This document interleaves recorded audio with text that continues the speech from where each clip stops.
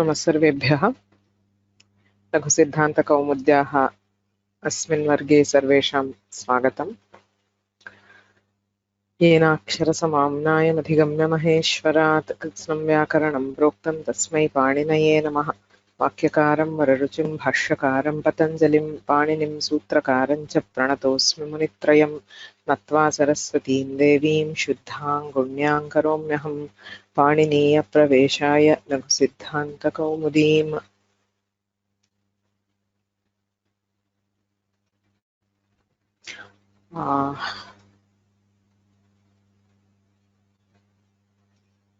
महालक्ष्मी भगिनी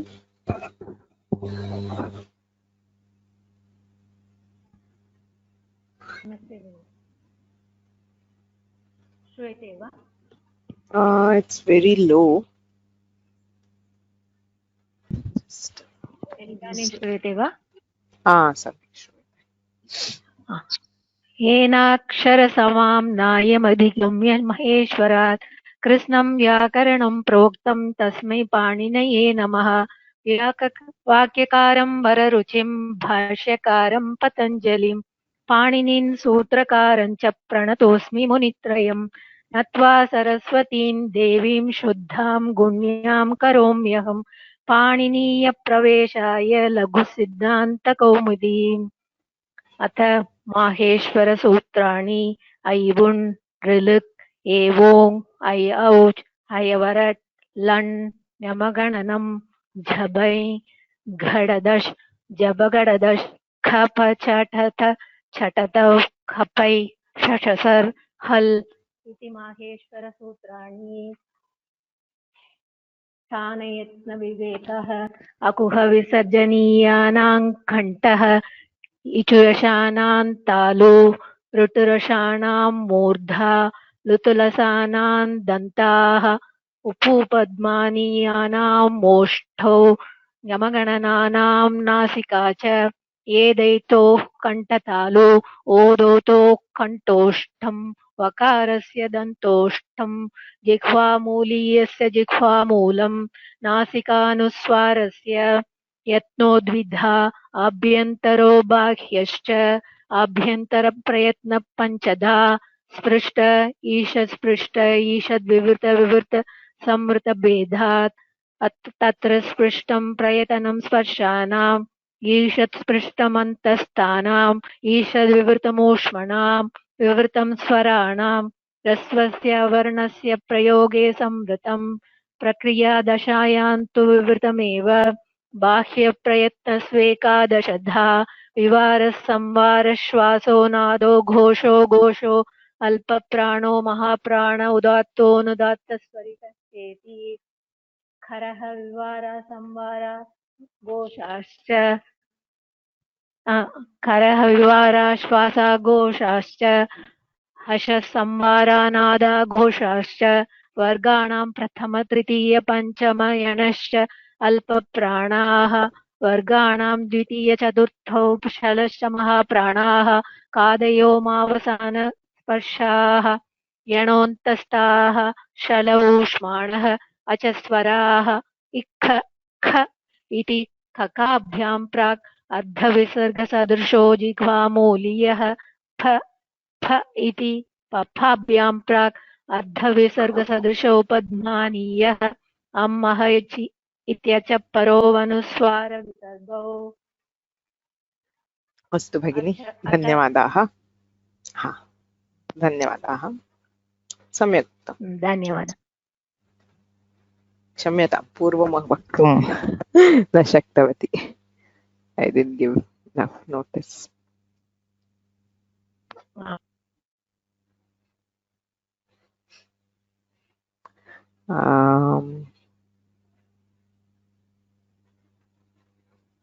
सुमिता भगिनी। नमस्ते भगिनी।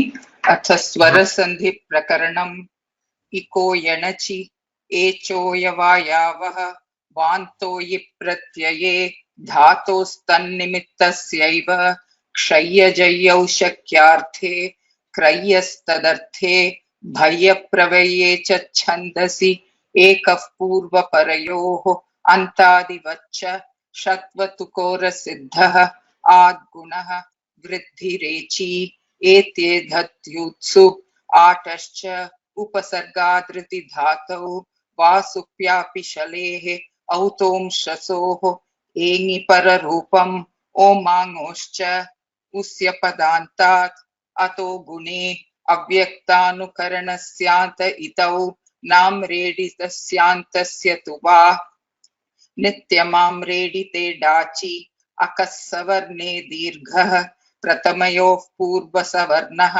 तस्माच्छसो नः पुंसि नादिचि दीर्घाज्जसि च वा छन्दसि अमि पूर्वः सम्प्रसारणाच्च एङः पदान्तादति ङसिङसोश्च ऋतौत् ख्यत्यात् परस्य अतोरोरप्लुतादप्लुते हसि च। प्रथम अध्यायस्य प्रथमपादः वृद्धिरादैच् अदेङ्गुणः इको गुणवृद्धि न धातुलोप आर्धधातुके ङिति च दीधीवे वीटां हलोऽनन्तरा संयोगः मुखनासिकावचनोऽनुनासिकः तुल्यास्य प्रयत्नं सवर्णं नाज्झलौ ईदूदे द्विवचनं प्रगृह्यम् अदसोमात् शे निपात एका जनाम् ओत् सम्बुद्धौ शाकल्यस्येतावनार्षे उञः ऊ ईदूतौ च सप्तम्यर्थे दाधाघ्वताप् आद्यन्तवदेकस्मिन्। धन्यवादाः भगिनी। धन्यवादः।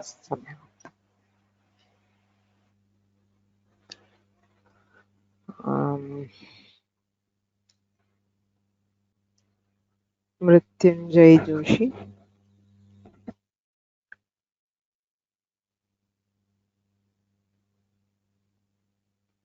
मेरा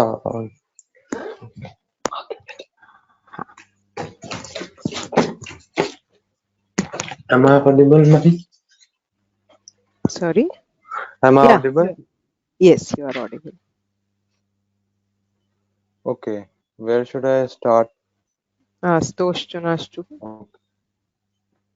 स्तोश्चुनाश्चुः ष्टुनाष्टुः नपदान्ताट्टोरनाम् तोषि शात् यरोनुनासिकेनुनासिको वा अचोरहाभ्यां द्वे अनचि च नादिन्याक्रोशे पुत्रस्य शरोचि त्रिप्रभृतिषु शाकटायनस्य सर्वत्र शाकल्यस्य दीर्घादाचार्याणां झलाञ्झषि अभ्यासे चर्च खरि च वावसाने अणो प्रगृह्यस्यानुनासिकः अनुस्वारस्य ययि परसवर्णः वा पदान्तस्य तोर्लि उदस्थास्तम्भोः पूर्वस्य झयोहोऽन्यतरस्यां षष्ठोटि हलोऽयमायमि लोपः झरो झरिसवर्णे उदात्तादनुदात्तस्य स्वरितः नोदात्तस्वरितोदयमगार्ग्यकाश्यपगालवानाम्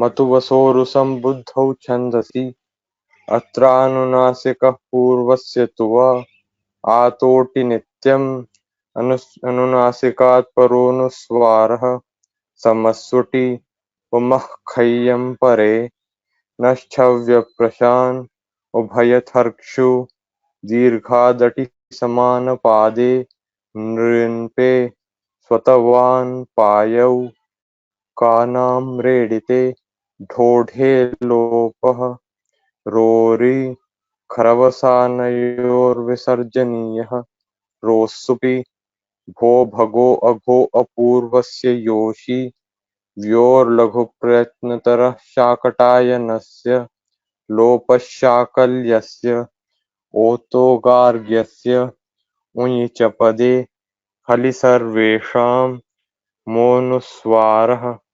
नश्चापदान्तस्य झलि मोराजिसमः हेम परे वा न परे न णुः कुक्तुक्षरी डस्सिधुट् नश्च शीतुक् ङमो ह्रस्वादचि ङमुन्नित्यं मय उञो वो वा विसर्जनीयस्य सः शर्परे विसर्जनीयः वा शरि कुप्वोः कःपौ च स्वोपदादौ इणशः नमस्पुरसोर्गत्योः इदुदुपधस्य चाप्रत्ययस्य धन्यवादः। सम्यक् अस्ति, उच्चारणं सम्यक्।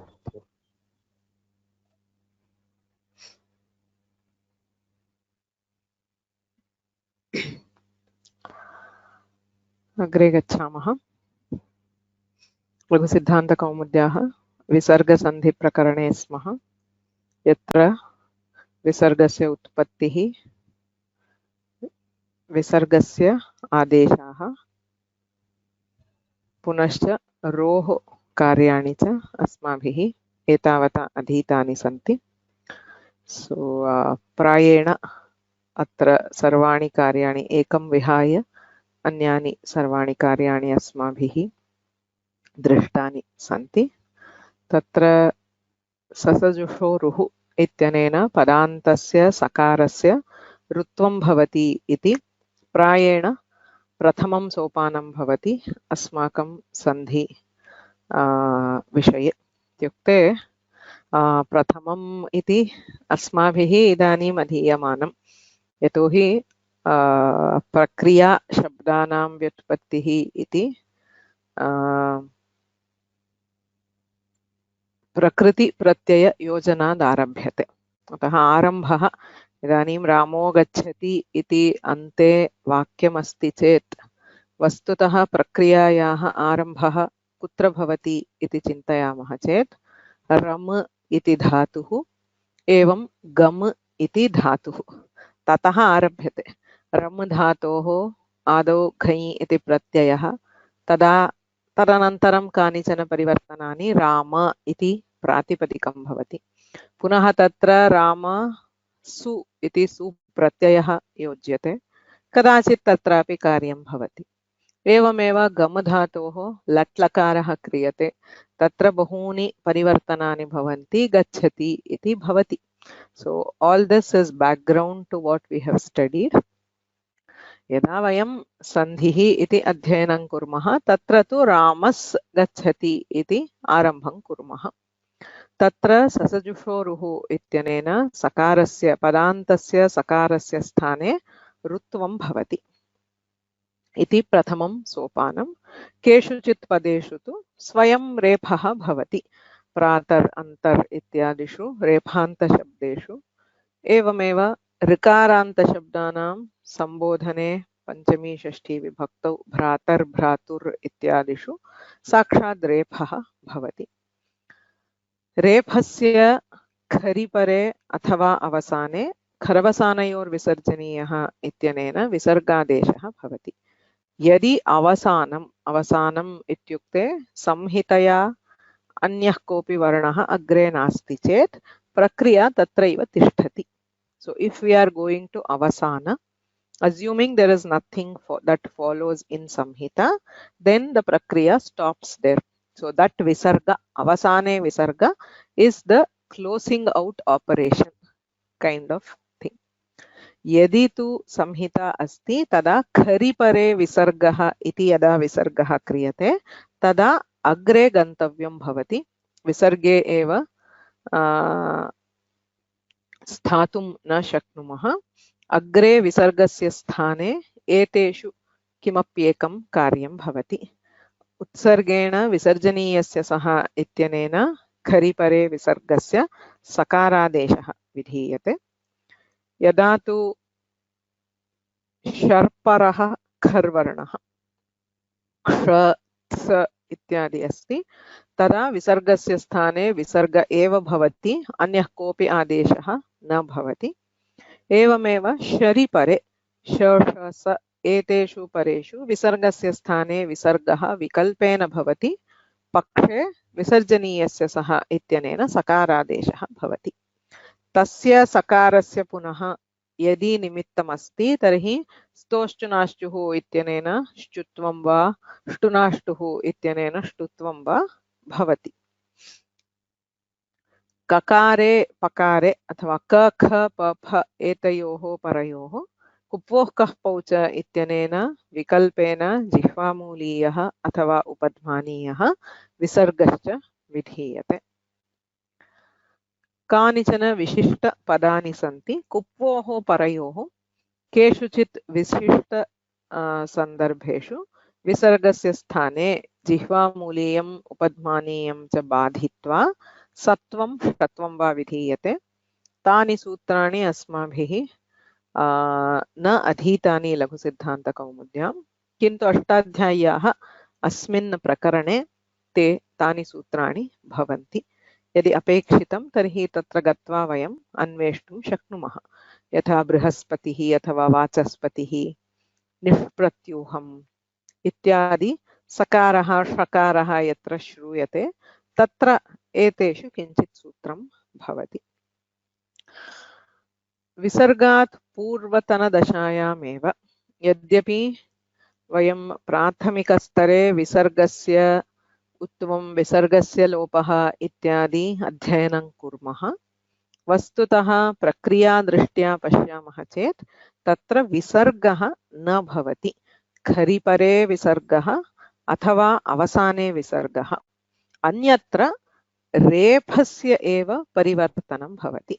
विशिष्य रोः अतोरोरप्लुतादप्लुते हसि च इति सूत्राभ्यां ह्रस्व अकारात् परस्य रोः ह्रस्व अकारे परे अथवा हसि परे उकारादेशः विधीयते। पुनः तत्र गुणः पूर्वरूपम् इत्यादि भवति। उदाहरणानि बहु प्रसिद्धानि, प्रक्रिया तु विशिष्टा। सकारस्य ऋत्वं रोः उत्वम् इति।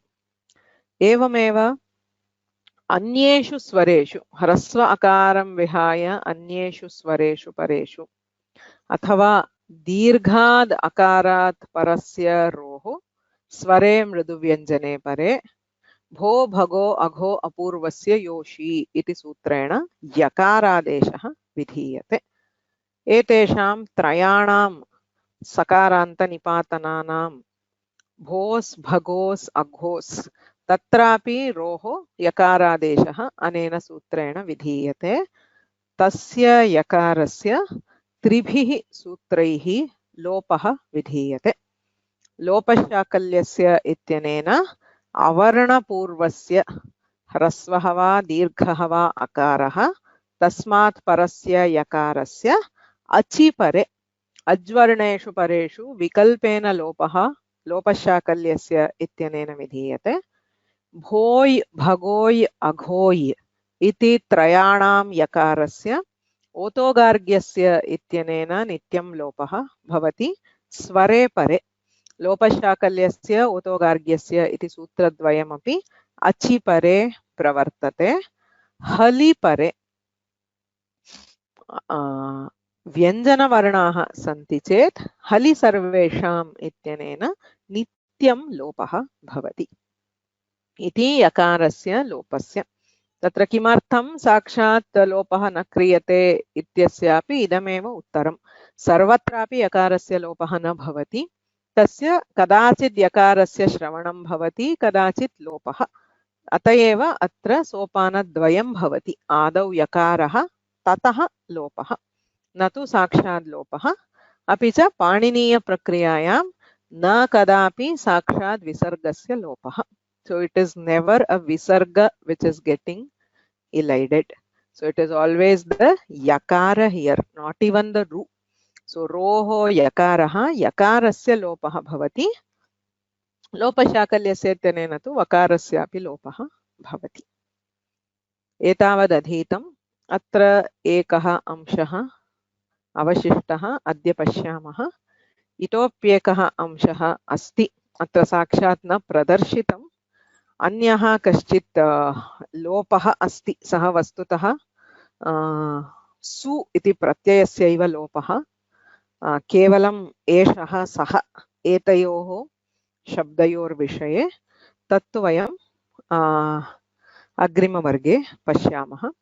अतः अद्य अत्र लोपः दीर्घश्च इति कदा सः लोपः दीर्घो वा कदा भवति इति अद्य वयं ज्ञातुं प्रयत्नं कुर्मः। अग्रे गच्छामः। अद्यतनं प्रथमं सूत्रं तु रोसुपि इत्यस्ति।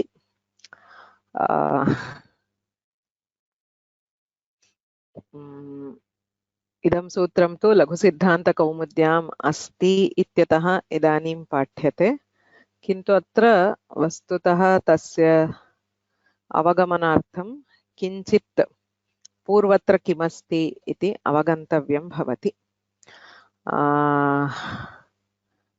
So 8 to 66, if you remember, is sasajushoruhu, right?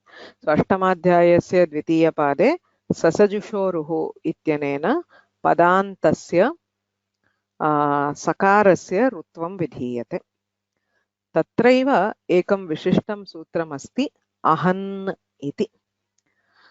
अहन् शब्दः बहु प्रसिद्धः शब्दः, विशिष्य वेदेषु एवमेव पुराणादिषु सर्वत्र बहुत्र अहन् इति शब्दस्य प्रयोगः बहुधा दृश्यते।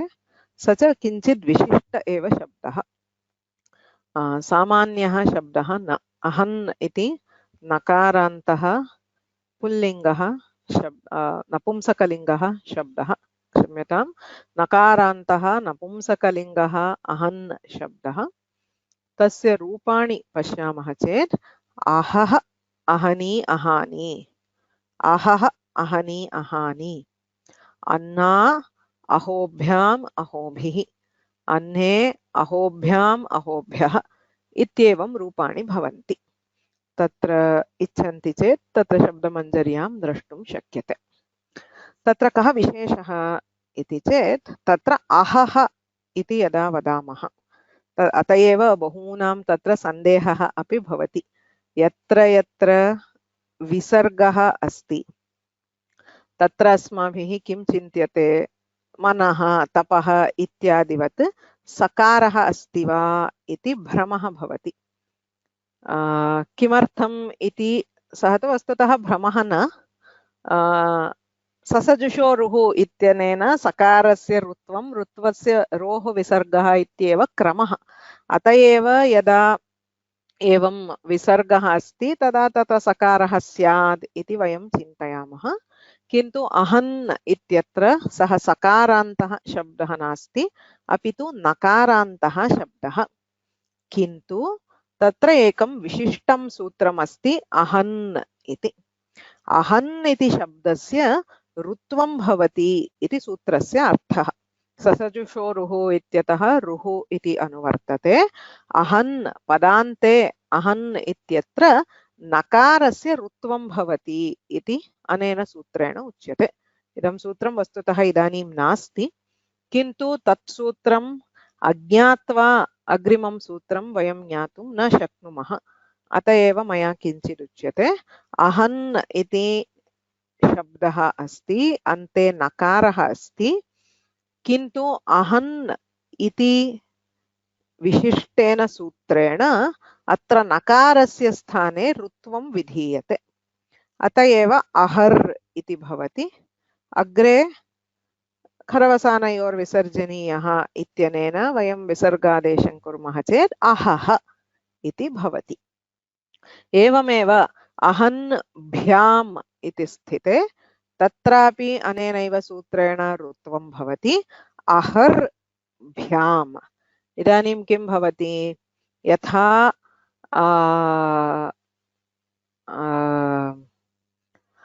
रामर् गच्छति इत्यत्र हसि च इत्यनेन उत्वं भवति, एवमेव अहर् भ्याम् इति स्थिते हसि च ह्रस्वाकारात् परस्य रोः हसि परे उत्वं भवति।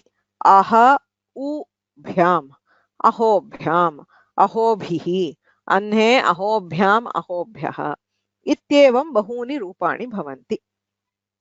तत् सूत्रं तु अस्माभिः यदा अहन् शब्दस्य सुबन्तरूपसिद्धिः अधीयते। सन्धिप्रकरणानन्तरं लघुकौमुद्यां सुबन्तप्रकरणमस्ति। तत्र सर्वेषां पदानां रूपाणि कथं निष्पाद्यन्ते इति ज्ञायते। तत्र वयं तत् सूत्रं पठामः। अहः, अहनि, अहानि इत्यादि वयं तदा जानीमः। किन्तु इदानीम् अग्रिमसूत्रेण किमुच्यते? असुपि, सुप् असुप् इत्यस्ति। सुप् इति प्रत्ययाः ज्ञायन्ते। सुप्तिङन्तं पदम् इत्यत्र अस्माभिः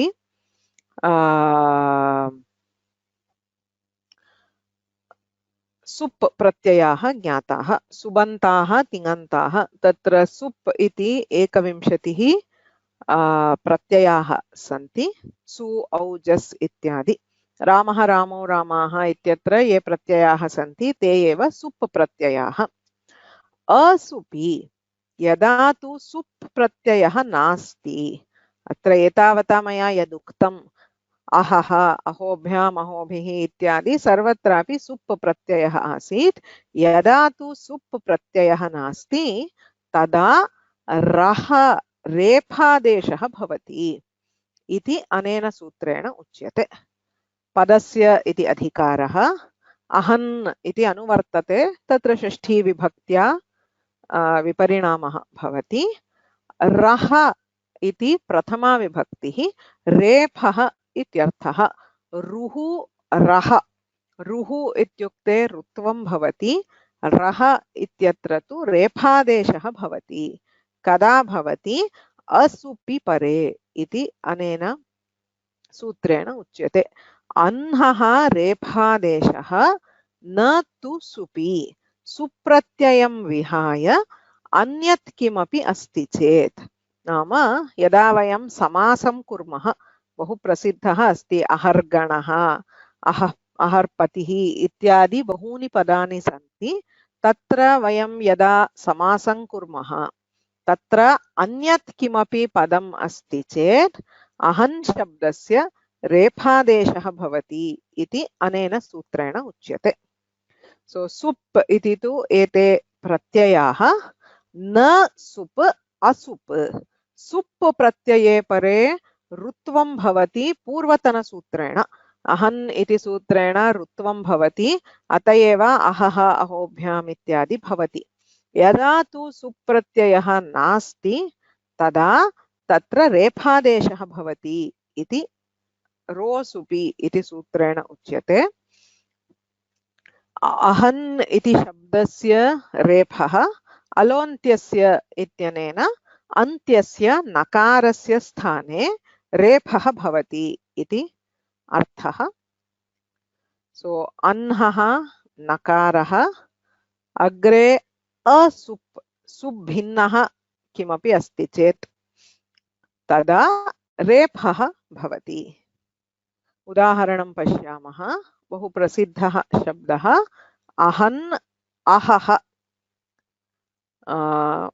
आङ्ग्लभाषया day in and day out इति अस्ति। प्रतिदिनम् इत्यर्थे अहः अहः, दिनं दिनं, दिने दिने इति यदा वदामः तथा अहन् अहः इति समस्तपदम् अहश्च अहश्च। तत्र अहन् इति अहन् शब्दस्य नकारः अस्ति। अग्रे अपरः अहन् शब्दः अस्ति। सः सुप् नास्ति। So this is something other than सुप्। इदानीम् अस्मिन् परे अस्य नकारस्य रेफः भवति। अह ऋ अहः।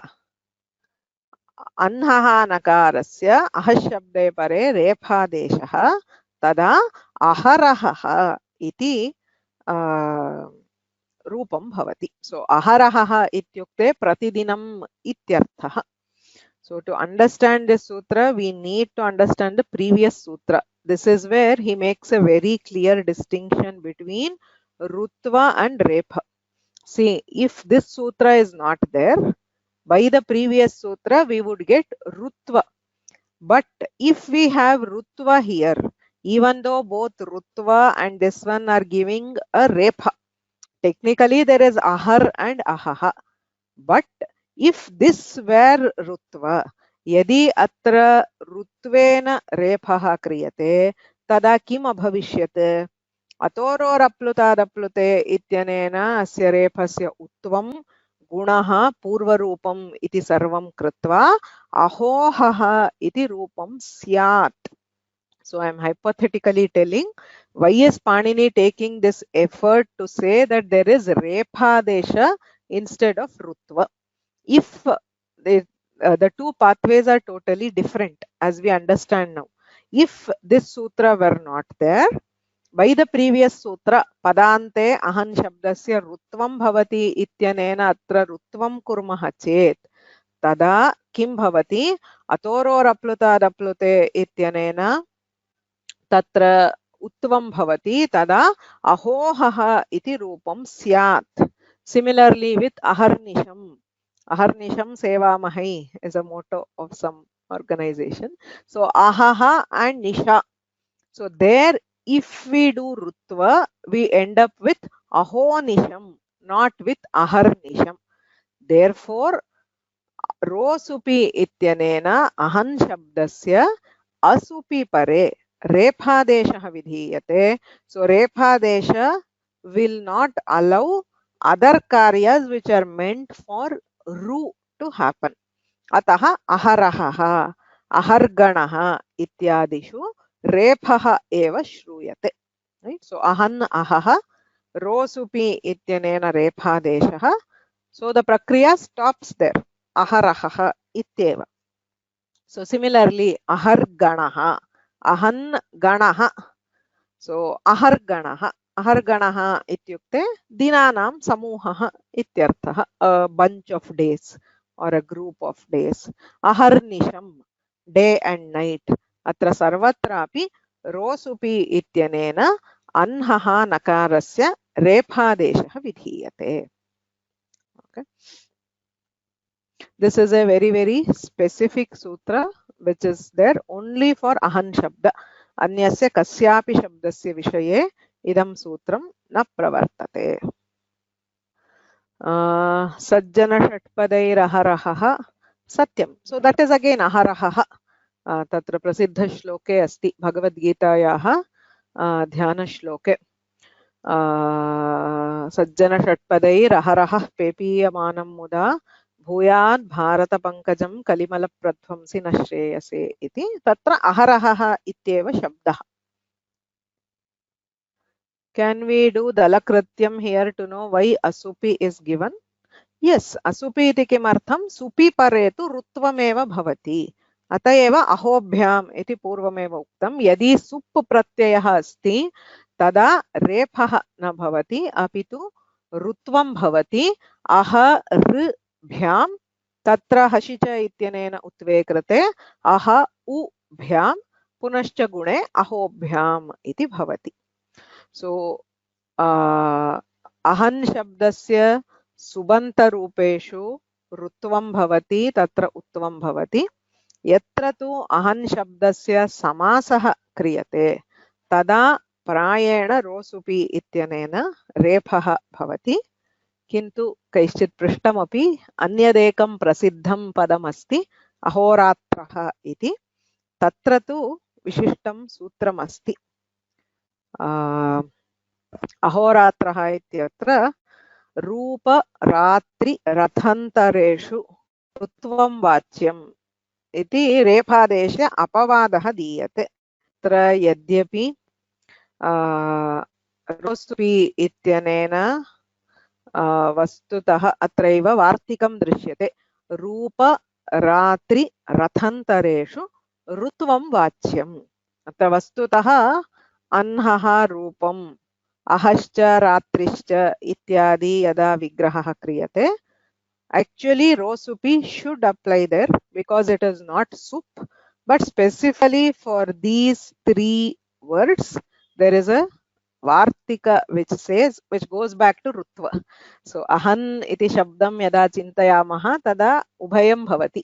Kadachit Rutvam, kadachit रेफः तत्र एतेषु त्रिषु शब्देषु अहोरूपम् अहोरात्रः अहोरथन्तरम् इति तत्र ऋत्वं भवति इति स्पष्टम् उच्यते।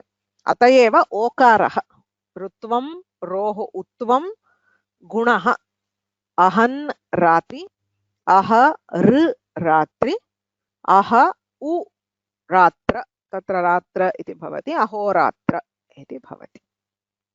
Okay. So it's very specific to this shabda. Ideally we should study it as a separate thing. Vastutah ahan shabdasya bahuni vishishta sutrani santi. Vishishya samasam yada gacchamaha tada kadachittu saptahaha ityatra ahaha iti shruyate. Madhyanhaha ityatra tu anhaha iti shruyate. So all these words are derived from ahan. There are a lot of sutras which give specific karyas. So we will study them in different contexts. So samaseshu yada purva padam bhavati tada rutvam va repah va ityatra chintaniyam bhavati. Yada tu ahan shabdah uttara padam bhavati tatra punaha लिंगम किं भवति अह इति भवति वा अह्न इति भवति वा इत्यादि विषयाः भवन्ति पश्यामः. So that's just a trailer, it will all come later. So this sutra, the only thing I would like to mention here is it doesn't fit into the actual the flow. अस्माभिः इदानीं यथा विशिष्य सामान्यतः विसर्गसन्धिः इत्यादि अध्ययनं क्रियते तत्र इदं किञ्चित् विशिष्टं भवति किन्तु अत्र अस्ति इत्यतः मया अस्य अर्थः विवृतः. अग्रे गच्छामः. रो रि इति अग्रिमं सूत्रम्. सो ढोढे लोपः इत्यतः लोपः इति अनुवर्तते. सो रः रि लोपः अत्यन्तं सरलं सूत्रम्. एतावता अधीतम् इत्यतः बहु सरलतया रः इति ऋ इत्यस्य षष्ठी विभक्तिः तावदेव ज्ञातव्यं. सो रः इत्युक्ते रेफस्य रि रेफे परे लोपः भवति. रेफस्य रेफे परे लोपः इति सूत्रार्थः. रोः केवलरेफस्य उभयोः भवति. सो यदा तु रः इत्युच्यते रेफस्य इति रुभिन्नः रेफः अपि स्वीकर्तुं शक्यते, रोः रेफः अपि स्वीकर्तुं शक्यते. कथञ्चित् रेफस्य रेफे परे लोपः भवति इति सूत्रार्थः. रेफः रेफः तत्र प्रथम रेफस्य लोपः. पुनर्रमते इत्यस्ति. पुनर् इत्यत्र रेफः, रमते इत्यत्रापि रेफः. प्रथमस्य रेफस्य लोपे कृते पुनरमते इति जातम्. अत्रैव न तिष्ठति. But the first step is रेफस्य रेफे परे लोपः. एवमेव हरिर् रमते इत्यस्ति चेत् हरि ऋ रमते, हरि रमते, गुरु रमते. सर्वत्रापि रेफस्य लोपः भवति रोरि इति सूत्रेण. सूत्रमपि सरलं, सूत्रार्थः अपि अत्यन्तं सरलः. किन्तु यत्र यत्र वयं रोरि इत्यनेन लोपं कुर्मः तत्र अन्यदेकं सूत्रं निश्चयेन प्रवर्तते. ढ्रलोपे पूर्वस्य दीर्घोणः इति. सो ढ्रलोपे पूर्वस्य दीर्घः अणः इति चत्वारि पदानि सन्ति. ढ्रलोपे इति सप्तमी, पूर्वस्य अणः इति षष्ठी, दीर्घः इति प्रथमा.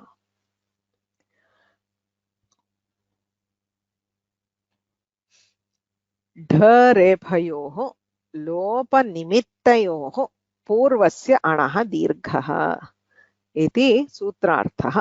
ढ्रलोपे तत्र अत्र पश्यन्ति चेत् रोरि ढोढे लोपः रोरि इति सूत्रद्वयम् अस्ति।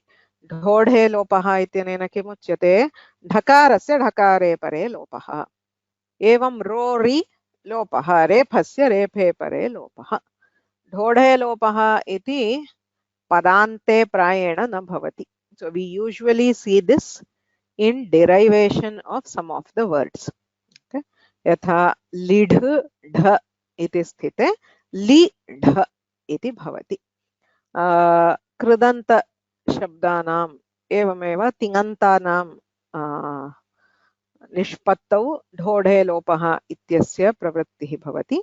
रोरि इति तु पदान्ते रेफः भवति इत्यतः बहुत्र अस्य प्रसक्तिः अस्ति। ढ्रलोपे यत्र यत्र ढोढे लोपः इत्यनेन ढकारस्य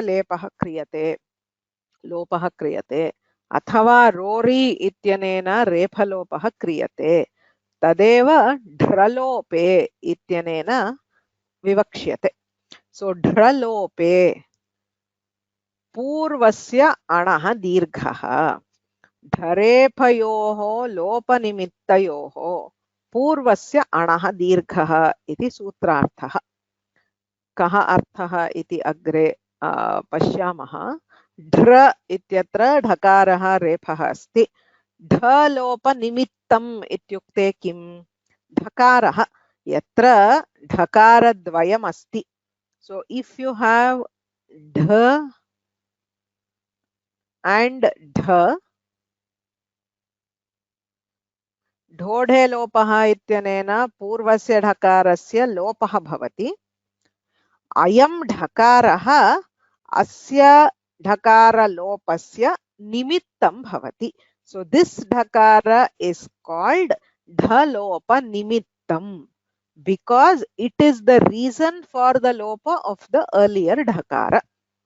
ढोढे लोपः इत्यनेन ढकारे परे ढकारस्य लोपः। अतः अस्य ढकारस्य लोपः क्रियते चेत् निमित्तं भवति अग्रिमढकारः। अयमेव ढलोपनिमित्तम् इत्युच्यते।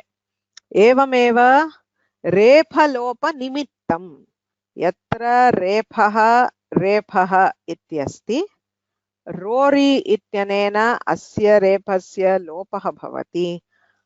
द्वितीयः रेफः रेफलोपनिमित्तं। रेफलोपे अयं रेफः निमित्तं भवति। ढलोपे अयं ढकारः निमित्तं भवति। ढरेफयोः लोपनिमित्तयोः। So wherever you find a dhakara and refa which has caused the lopa of the previous dhakara and refa iti sutrasya arthah. Tada पूर्वस्य अणः अण् इत्युक्ते अ इ उ सर्वदा स्मर्तव्यम्।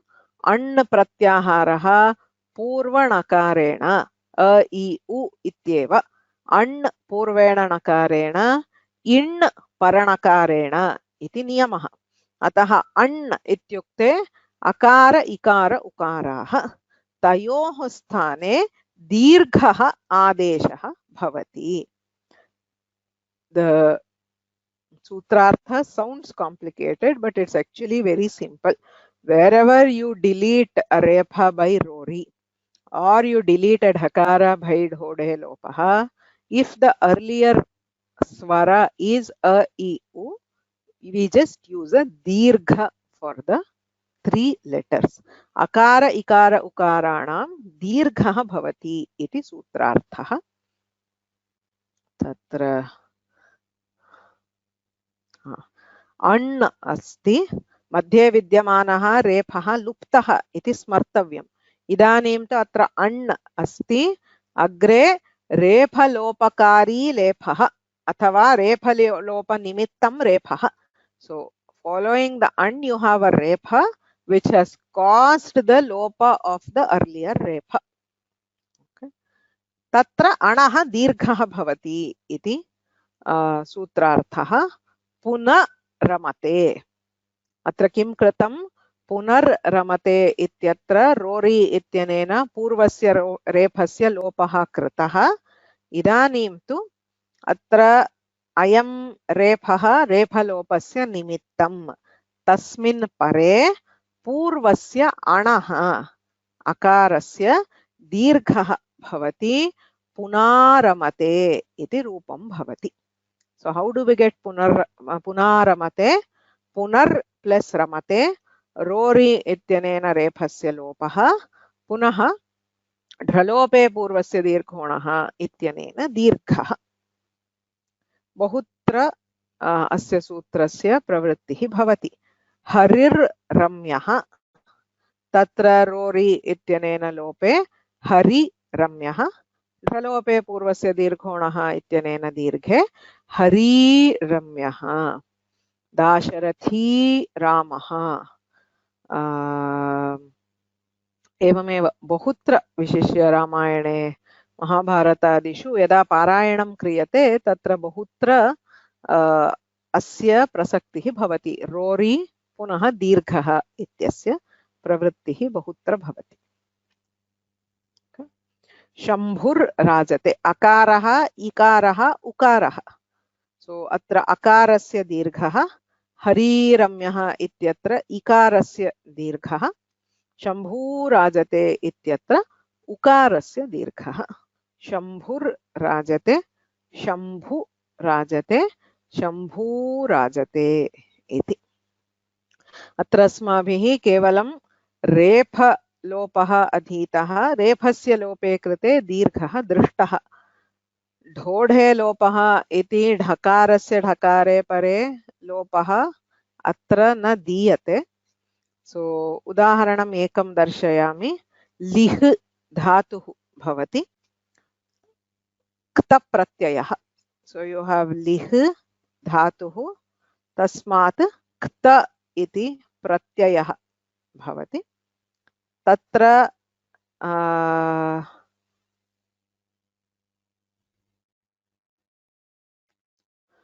लिढ ढ अन्यानि सूत्राणि प्रवर्तन्ते। सो देयर आर अदर सूत्रास्, होढः, झषस्तथोर्धोधः इत्यादि अन्यानि सूत्राणि सन्ति। तत्र लिढ ढ इति स्थिते ढोढे लोपः इत्यनेन ढकारस्य लोपः क्रियते। अत्र इकारः अस्ति लीढ, तत्र ढ्रलोपे पूर्वस्य दीर्घोणः इत्यनेन लीढः इति भवति। लीढ इत्युक्ते that which is licked. लिह is to lick. So लीढम् इत्युक्ते that which has been licked इत्यर्थः। तत्र ढकारलोपे पूर्वस्य अणः दीर्घः इत्यनेन दीर्घः भवति।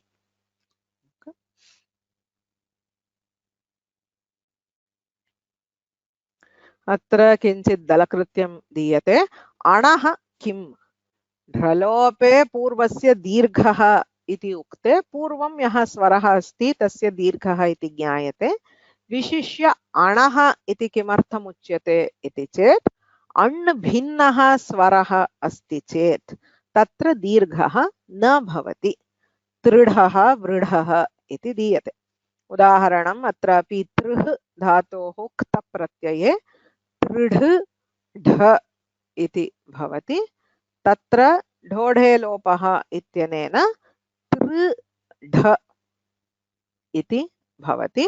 अत्र ढकारस्य लोपः कृतः, किन्तु पूर्वं विद्यमानः अण् नास्ति, ऋकारः अण् न, अतः अत्र तृढः इति न भवति, तृढः इत्येव।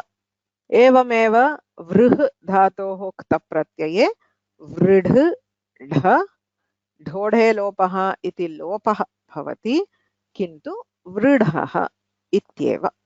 तत्र दीर्घः न भवति। ओके। यदि सूत्रे अणः इति विशिष्य नोच्यते तर्हि अत्रापि दीर्घः स्यात् इति आपत्तिः। अस्तु, अद्य तावदेव। प्रश्नाः? प्रश्नाः सन्ति चेत् अहन् इत्यस्य कः अर्थः? दिनम् इत्यर्थः। घस्रो दिनाहनि वातु क्लीबे दिवसवासरौ इति अमरकोशः। अहन् इत्यस्य दिनम् इत्यर्थः। ढोढे लोप is 16 while Rory is 14. Sorry, there may be a... This is not 16. This must be 13. So ढोढे लोपः रोरी ततः परं खरवसानयोर्विसर्जनीयः इत्येव सूत्रक्रमः। अस्माभिः तु सूत्रपाठः अधीतः किल. So that is the reason, a disclaimer to teach the sutra patha is that you know the krama of the sutras. So dhodhe lopaha rori karavasanayor visarjaniyaha ityeva sutra krama. So dhralope is in sapada saptadhyayi. So again ashrayat siddhatvam. So dhralope purvasya dirghonaha. So again this is a question. Atta sapada saptadhyayam asti idam sutram. ढोढे लोपः Rory इति उभयमपि त्रिपाद्याम् अस्ति अष्टमाध्यायस्य तृतीयपादे। तर्हि कथं Rory इति सूत्रानन्तरं ढ्रलोपे इत्यस्य प्रवृत्तिः इति चेत् आश्रयात् सिद्धत्वम्. It is directly dependent on the ढर लोप. ढकारस्य लोपः रेफलोपः त्रिपाद्याम् एव भवति, अन्यत्र कुत्रापि न भवति. ढलोपे पूर्वस्य ढोढे लोपः रोरी इति सूत्राभ्याम् एव ढ्रलोपः विधीयते. यदि ढलोपः रेफलोपः असिद्धः तर्हि इदं सूत्रमेव व्यर्थम्. This sutra is vyartha. It is exactly the same logic which we used for atororapluta daplute. Sakshat roho iti ashritya karyam vidhiyate chet ruhu asiddhah na bhavati. एवमेव यत्र साक्षात् ढ्रलोपे अतएव ढलोपनिमित्ते ढकारे परे इत्येव उक्तम्. तत्र सः ढकारः रेफो वा कदा ढलोपस्य रेफलोपस्य निमित्तं भवति? यदा तेन सूत्रेण लोपः कृतः. अतः आश्रयात् सिद्धत्वम् अत्रापि भवति.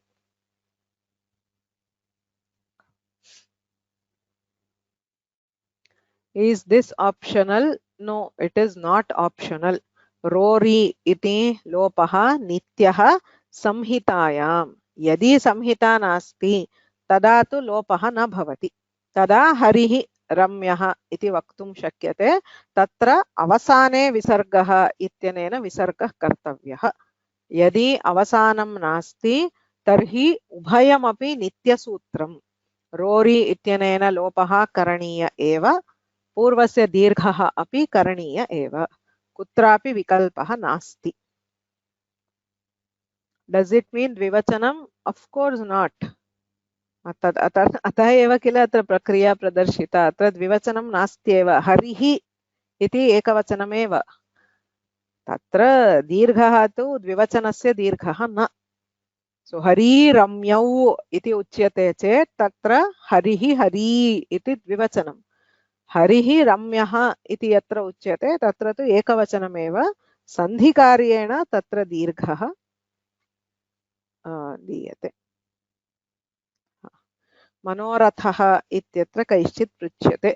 यत्र अकारः अस्ति, अकारात् परः रुः अस्ति, यथा रामर् रम्यः इत्यस्ति चेत् तत्र किं भवति इति अग्रिमवर्गे पश्यामः. Okay. So we will see that.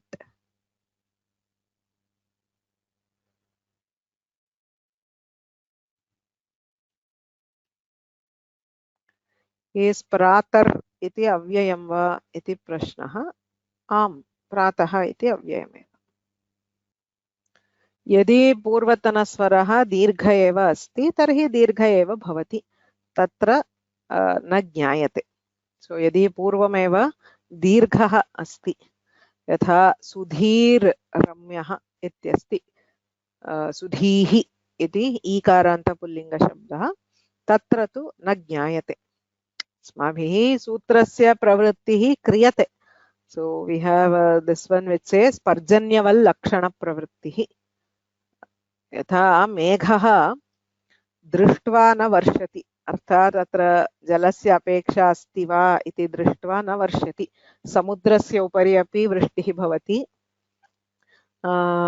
मरुभूमौ अपि वृष्टिः भवति.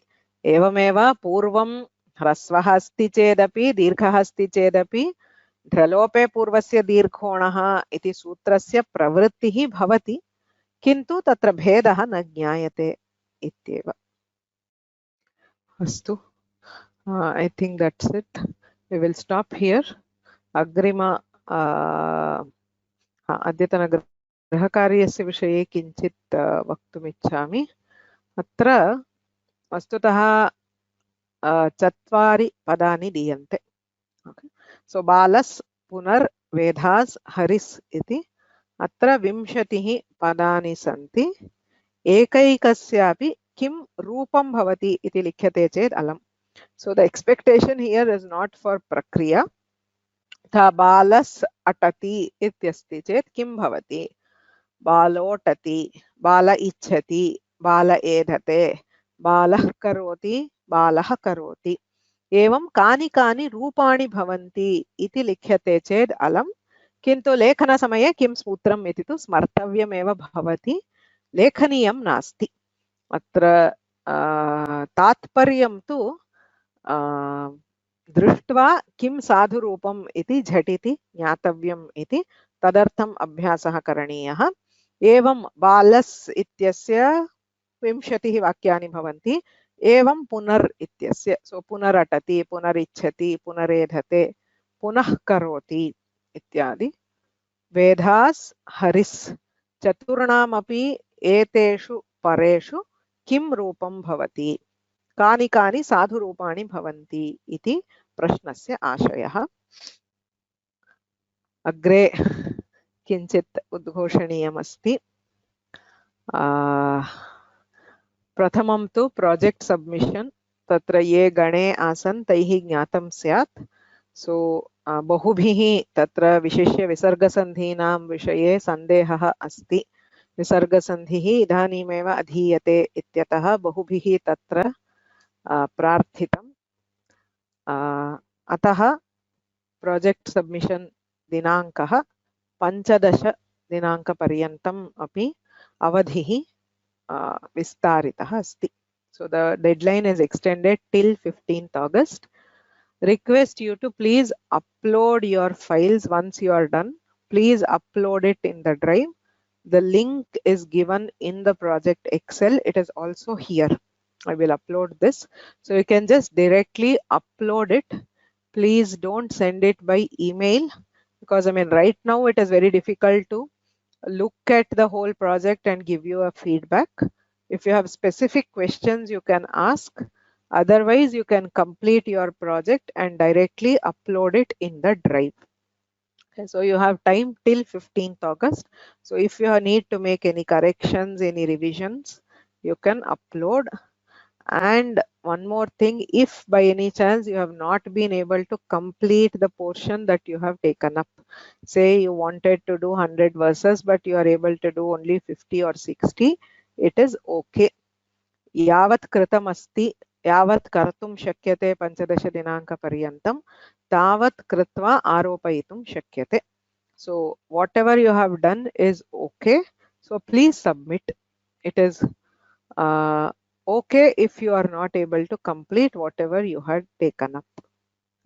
यावत् कृतम् अस्ति तावत् कृपया तत्र ड्रैव् मध्ये एव एक्सेल् रूपेण आरोपयन्तु. कैश्चित्तु एक्सेल् उट्टङ्कनादिकं न ज्ञायते इत्यतः हस्तलिखितं तदपि चित्रं स्वीकृत्य PDF रूपेण तत्रैव अपलोड कुर्वन्तु. Okay, so please upload your project files in the drive before 15th August. So I wanted to finish the classes by July, but did not want to hurry at the end. So we still have 2 classes left for Visarga Sandhi. Agrima Saptahe, so August 2nd and 6th, the next Monday and Friday. I think the dates are correct. We will complete the Visarga Sandhi Prakaranam. Itopi ekah pathah tatashcha adhyayasarah avashishtah asti. Agrima saptahe vayam samapayamah. August Navama Dinanke, the Monday after that, will be the valedictory session. Antimaha Vargaha August Masasya Navama Dinanke Bhavishyati. Okay. So after that, we will not have classes. We have 2 classes next week and a final valedictory session on 9th August, which is a Monday. And coming to the exam, so I had announced earlier and I wanted to finish the exam before 15th, but since we are finishing our classes late, तत्र किमस्ति इत्युक्ते August मासस्य 22 दिनाङ्के संस्कृतदिनम् अस्ति, श्रावणपूर्णिमा. तत्र व्योमसंस्कृतपाठशालायाः किञ्चित् नूतनं जालस्थानं भविष्यति. So we are bringing out a new website for it. So there is quite a bit of work at at Vyoma.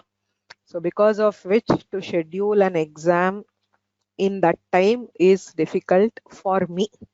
यद्यपि भवद्भिः सम्यगेव सिद्धता कृता स्यात् मया पूर्वमेव उक्तं, but those 2 weeks from August 10th to about 30th will be hectic at work because we are planning for a release, and therefore the final exam will be in the first weekend of September. So 3rd, 4th and 5th is Friday, Saturday, Sunday. The exact time and details I will announce later. Agre aham vakshyami, but the exam will be in that time. Request all of you to please try and attend the exam at that time. Because it is the final exam, it is very difficult to accommodate any requests for a change in date and all that. Okay. So तत्र तस्मिन् समये अन्तिमपरीक्षा भविष्यति. Astu. That's it. What is the format? It is not descriptive. It is mostly subjective. But again, full details of the exam I will provide by next week. Okay. So parikshayah vishaye, exact date, time, etc. we will tell next week. Dhanyavadah. येनाक्षरसमाम्नायम् अधिगम्य महेश्वरात् कुत्स्नं व्याकरणं प्रोक्तं तस्मै पाणिनये नमः. वाक्यकारं वररुचिं भाष्यकारं पतञ्जलिं पाणिनिं सूत्रकारं च प्रणतोऽस्मि मुनित्रयम्. नत्वा सरस्वतीं देवीं शुद्धां गुण्यां करोम्यहं पाणिनीयप्रवेशाय लघुसिद्धान्तकौमुदीम्.